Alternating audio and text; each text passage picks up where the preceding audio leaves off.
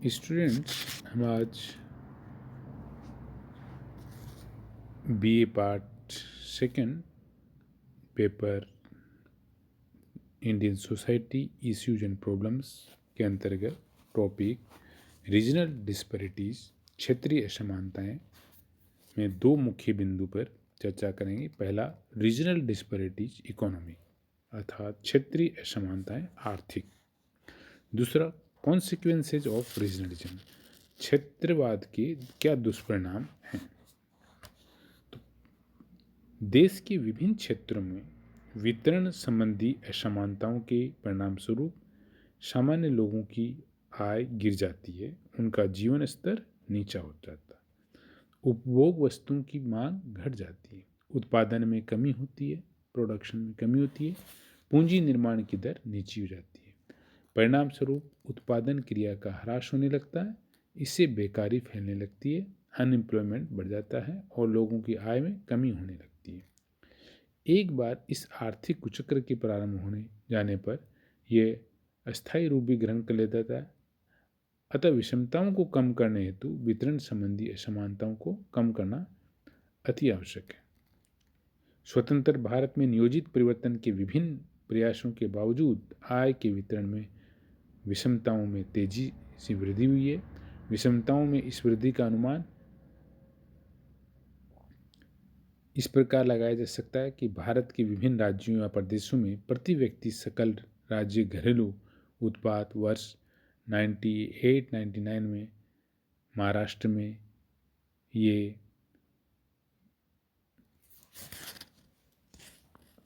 बिहार, उड़ीसा एवं असम में, जहां खनिज संपदा और प्राकृतिक संसाधनों की दृष्टि से काफ़ी संपन्नता है, परंतु वहां नियोजन के 52 वर्ष बीत जाने पर भी ये तीनों राज्य पिछड़े राज्यों की श्रेणी में ही आते हैं।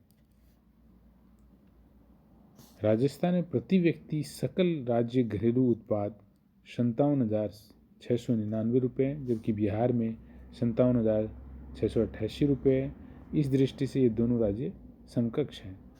इन तथ्यों से स्पष्ट है कि पिछले 52 वर्षों के नियोजन के उपरांत भी क्षेत्रीय आधार पर आर्थिक विषमताएं बढ़ी है।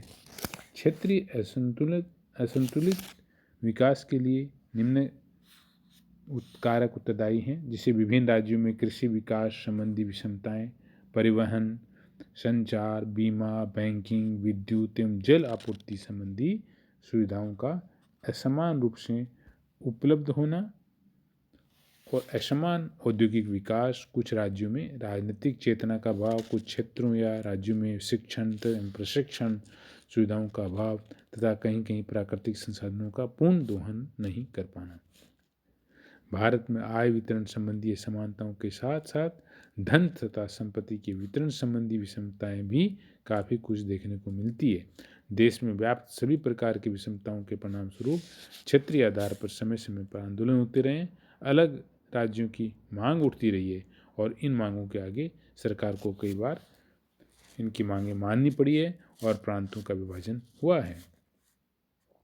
तो क्षेत्रवाद या क्षेत्रीयता के क्या दुष्परिणाम, इविल कॉन्सिक्वेंसेस हो सकते हैं। क्षेत्रवाद के कई दुष्प्रभाव उजागर हुए हैं, जैसे राजनीतिक दलों में सांप्रदायिकता पनपी है, क्षेत्रीय पक्षपात की भावना, अंतर क्षेत्रीय तनाव एवं संघर्ष, भाषावाद व आर्थिक तथा राजनीतिक हितों को लेकर टकराव उत्पन्न हुए। इससे क्षेत्रीय अहमवाद अर्थात अपने ही क्षेत्र को प्रधानता देने की प्रवृत्ति को बल मिला है। प्रांतों में अधिकाधिक स्वायत्तता और अधिकारों की मांग की है, जिसके परिणाम स्वरूप पृथकतावादी विचारों ने जोर पकड़ा है।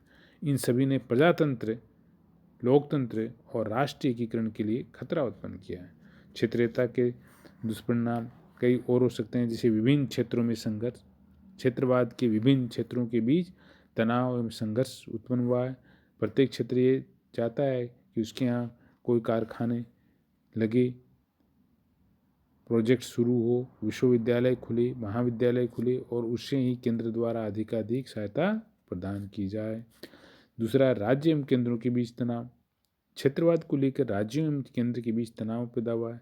केंद्र सरकार जब किसी पिछड़े राज्य के हित का अधिक ध्यान नहीं रखती है तथा वह केंद्र से रुष्ट होकर आंदोलन करती है या किसी क्षेत्र को अधिक सहायता दी जाती है तो दूसरे क्षेत्र को रोष प्रकट होता है। स्वार्थी नेतृत्व का उदय हुआ। क्षेत्रवाद की भावना का स्वार्थी राजनेता शोषण करते हैं। जब उनके पास और कोई हथियार नहीं होता तो वे क्षेत्रीय हितों की दुहाई देकर लोगों की भावनाओं को भड़काते हैं तथा सस्ती लोकप्रियता प्राप्त करने का प्रयास करते हैं। ऐसे ही लोग सच्चे रूप में राष्ट्र विरोधी हैं। नेक्स्ट है भाषावाद का उदय। प्रत्येक क्षेत्र का संबंध एक भाषा विशेष से भी है।